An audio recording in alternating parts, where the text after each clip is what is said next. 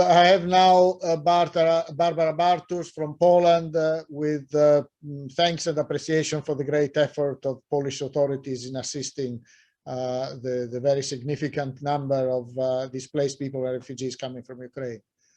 Barbara, you have the floor. Thank you very much. Thank you, Mr. Ambassador. Dear President, dear Secretary General, dear colleagues. It is very difficult to speak after colleagues from Ukraine because no one understands what's happening in Ukraine today as well as Poland. No one has warned so much over recent years as Poland that such a situation was possible.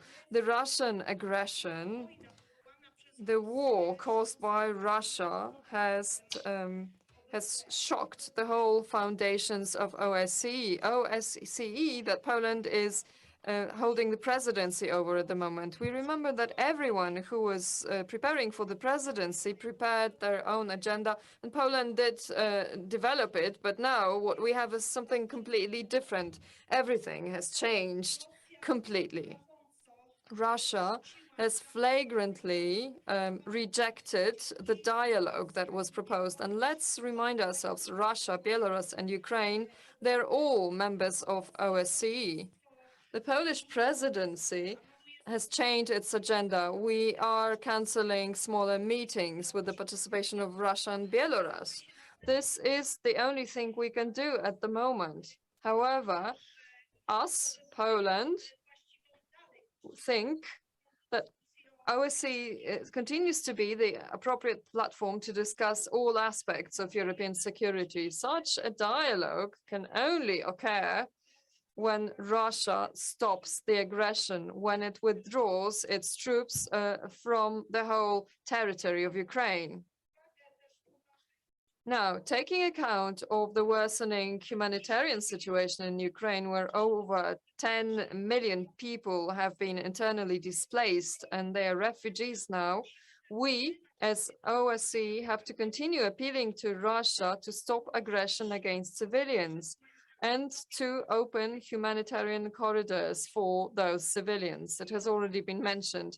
I'd like to thank you for your kind words. I'd like to thank the President and the Secretary General for their kind words and for the positive assessment of what Poland is doing in terms of humanitarian assistance. I would like to thank the whole delegation with Madam Margaret for visiting Poland and for seeing on the spot what the humanitarian situation is like.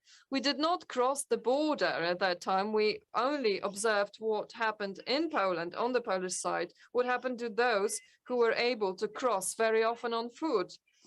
I wanted to show you, and I think I succeeded in doing that, that it is a border between the Poland and Ukraine, but also the EU border.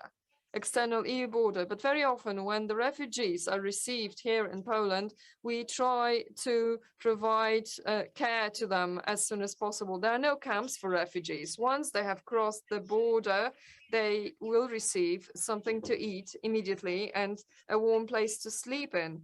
We try to take them away from the border and find them accommodation. We have adopted appropriate legislation, thanks to which we can institutionally assist people. People who receive refugees at home can receive some funds, but the refugees themselves are already receiving the Polish identification number. This does not mean that they are becoming Polish citizens, but it means that their children can go to schools and adults can go to work. We want to help, but ladies and gentlemen, this is not easy at all. Please imagine what a huge challenge we are tackling now as Poland. It is over 2,200,000 of refugees from Ukraine that have crossed over the border from Ukraine to Poland. Some of those people have left, that is true, but these are just tens of thousands, and we are talking about millions who are coming.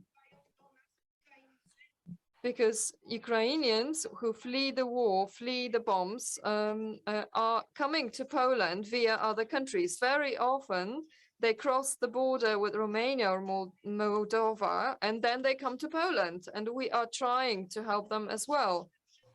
However, I think that as OSCE as a whole, we need to take more actions for all our member states to try to assist more, to support more, to get engaged more. But today, what I need to stress today, we need to show more solidarity against Russia. Russia, you need to stop aggression. You need to stop killing Ukraine, killing the Ukrainians. You need to withdraw from Ukraine. Thank you very much.